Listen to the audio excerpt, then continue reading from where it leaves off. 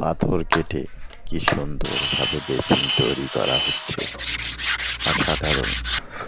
মানুষের ব্রেন্ড আল্লাহ তাআলা কত না ব্রেন দিছে আল্লাহ তাআলা মানুষকে, তাই না?